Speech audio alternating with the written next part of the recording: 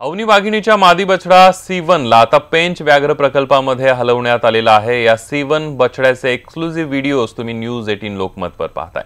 यवतमाळमधल्या पांढरकवड्यामध्ये या बछड्याला पकडण्यात वन विभागाला यश आलं आणि त्यानंतर आता या बछड्याला पेंच अभयारण्यातल्या पुनर्वसन केंद्रामध्ये हलवण्यात येणार आहे।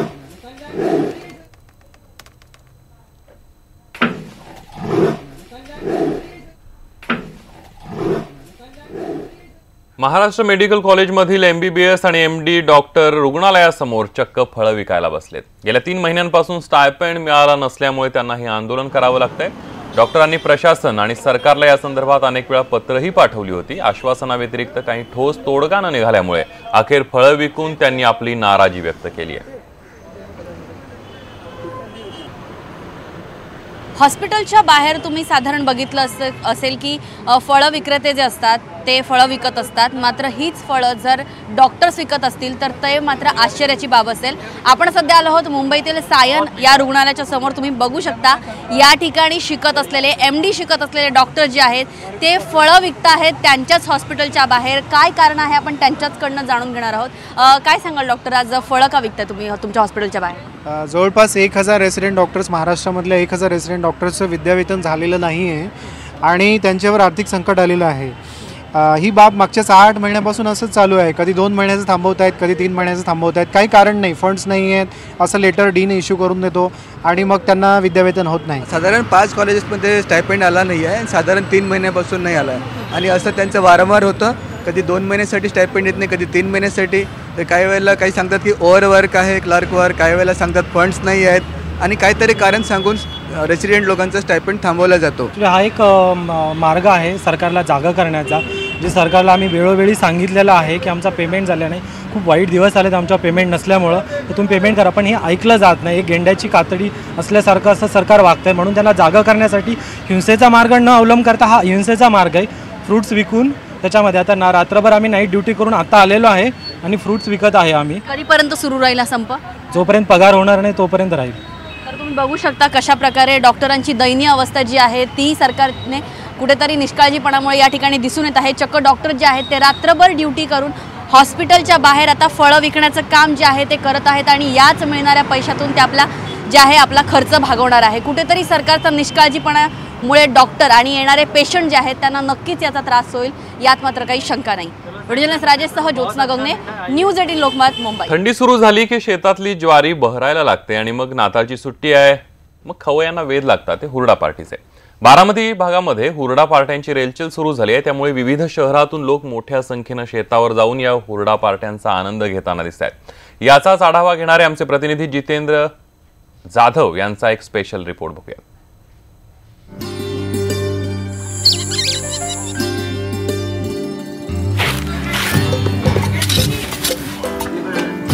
कोवळा कोवळा हुरडा, चुलीवर तयार होणारं गरमागरम जेवण आणि जोडीला मेहंदी, खेळ आणि बरंच काही। साधारणपणे डिसेंबर महिन्यात शिवारात डौलात उभ्या असलेल्या ज्वारी फुलायला लागतात आणि खवय्यांना वेध लागतात ते हुरड्याचे। या भागात मोठ्या प्रमाणावर हुरडा पार्ट्या रंगताना दिसतात। हुरड्याबरोबर इथे वेगवेगळ्या प्रकारचे खेळही खेळले जातात। लहान मुलांना हॉर्स रायडिंग, बैलगाडीची सफर, क्रिकेट अशा खेळांची धमाल असते। विशेष म्हणजे या हुरडा पार्ट्यांसाठी मुंबई, ठाणे, पुणे, सातारा, नाशिक या भागातून हौशी नागरिक हजेरी लावतात। यंदा काही ठिकाणी गाण्यावर डान्सची सोय देखील करण्यात आली आहे आणि पर्यटकही गाण्यांच्या तालावर मग ठेका धरताना दिसतात। शहरी भागात हे सगळं आपल्याला बघायला मिळत नाही। जनरली पॅक फूड आपण सगळं यूज करतो आणि शेतामध्ये आल्यावर अगदी शेताचं वातावरण कसं असतं, अगदी चुलीवरची भाकरी, जसं वांग्याचं भरीत, ठेचा, खरडा वगैरे ह्या सगळ्या गोष्टींचा आस्वाद अशा ठिकाणी घेता येतो। शेतातला वावरातला फिरायचा जो अनुभव असतो तो खूप वेगळा असतो आणि ते वनभोजनाचा अनुभव आणि इथं असलेले वेगवेगळे माध्यमं ह्या सगळ्यांच्या ह्याच्यातनं आपल्याला इथं जो आनंद मिळतो तो आपण पैशात मोजू शकत नाही असा आनंद आहे। गावासारखं शेतात फिरायचं, हिंडायचं, बैलगाडीत बसायचं, खेळलं भरपूर, नाचलं भरपूर, रानात हुरडा खाल्ला, मनसोक्त खाल्ला, मजा आली। मनसोक्त खेळल्यानंतर शेतातली कणसं खुडून हुरडा चोळायचा, उफणायचा आणि मग खाण्यासाठी गरमागरम हुरडा तयार।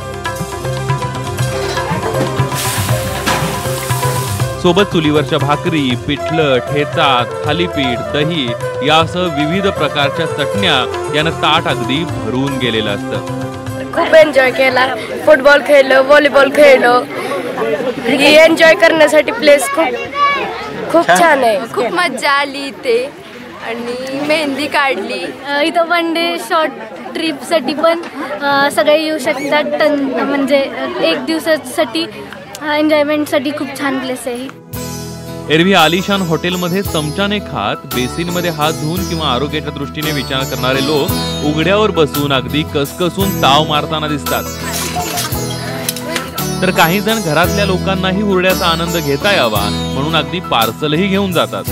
पूर्वी नवीन वर्षाच्या स्वागताला अशा हुरडा पार्ट्यांच्या निमित्तानं आपल्या पाहुणे रावळे आणि मित्रमंडळी यांना बोलावून त्यांचा पाहुणचार करण्याची परंपरा शेतकरी वर्गात होती। या निमित्तानं शेतकऱ्यांना व्यवसाय उपलब्ध होऊ लागलाय। जितेंद्र जाधव, न्यूज 18 लोकमत, बारामती।